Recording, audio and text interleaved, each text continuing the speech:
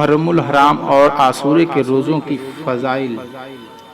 حضور اکرم نور مجسم صلی اللہ تعالیٰ علیہ وسلم فرماتے ہیں، رمضان کے بعد محرم کا روزہ افضل ہے اور فرض کے بعد افضل نماز صلاۃ اللیل یعنی رات کے نوافل ہیں۔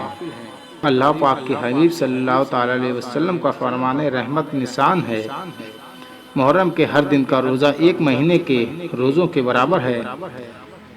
حضرت سیدنا عبداللہ ابن عباس رضی اللہ تعالیٰ عنہما کا ارشاد گرامی ہے، رسول اللہ صلی اللہ تعالیٰ علیہ وسلم جب مدینہ المنورہ میں تشریف لائے، یہود کو عاشورے کے دن روزہ دار پایا تو ارشاد فرمایا، یہ کیا دن ہے کہ تم روزہ رکھتے ہو؟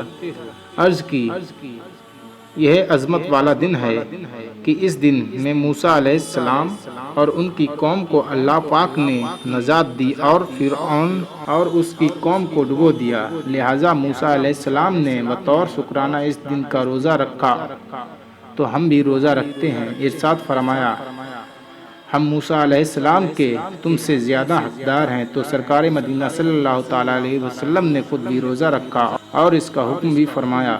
سیدنا عبداللہ ابن عباس رضی اللہ تعالیٰ عنہما فرماتے ہیں، میں نے سلطان دو جہان صلی اللہ تعالیٰ علیہ وسلم کو کسی دن کے روزے کو اور دن پر فضیلت دے کر جستجو فرماتے نہ دیکھا، مگر یہ کہ عاشورے کا دن اور یہ کہ رمضان کا مہینہ۔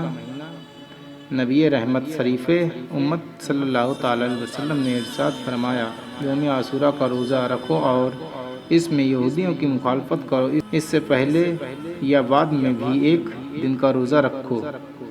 عاشورے کا روزہ جب بھی رکھو تو ساتھ ہی نبی یا 11ویں محرم الحرام کا روزہ بھی رکھ لینا بہتر ہے۔ اگر کسی نے صرف 10 محرم الحرام کا روزہ رکھا تب بھی جائز ہے۔